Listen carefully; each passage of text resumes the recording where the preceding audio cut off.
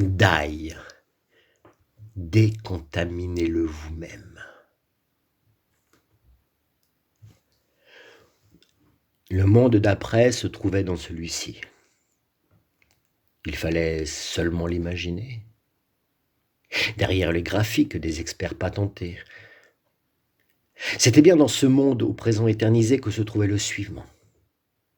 Il fallait seulement l'imaginer. Le confinement n'était pas une parenthèse enchantée, mais le spectacle imposé d'un temps médiatique, avec ses protocoles bien rodés, diffusés aux heures de grande écoute.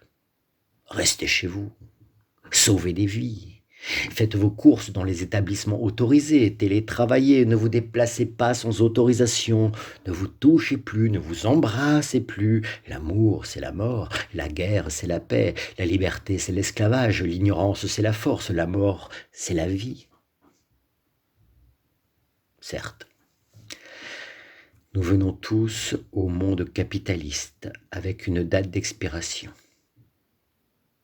Mais chacun espérait en secret qu'on ferait une exception pour lui.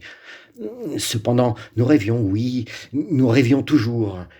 Mais la plupart du temps, c'était des cauchemars, grottes, serpents, fourmis, forêts, animaux dépecés, maculés d'urines infectées. Pour ma part, dangereuses visions, contes fantastiques, souvenirs d'enfance, chambres de lecture, malédictions des pharaons. Car au milieu de ces jours engloutis, les livres reprenaient sens. Ils effaçaient les horizons mortes des faux discours, laissant place à tous les possibles. Mais les livres ne servent à rien s'ils ne nous ramènent pas à la vie. Or, nous attendions, au lieu d'agir par nous-mêmes.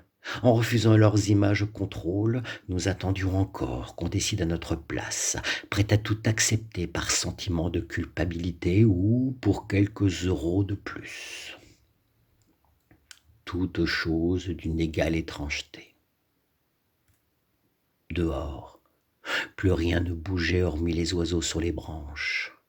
Paysage mental d'un désert d'hommes et de femmes étouffant en silence, comme on se tire un drap sur la tête.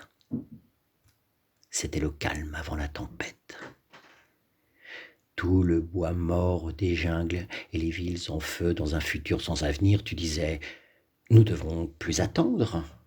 Nous devons nous remettre au travail, révéler au grand jour leurs engrenages narratifs, leur poésie de pacotille, leurs misérables petites fictions, dénuder leurs procédés afin d'échapper à cette part de Phalie qui nous guette. Et tu avais raison. Ce monde de simulacres, plus personne n'en voulait.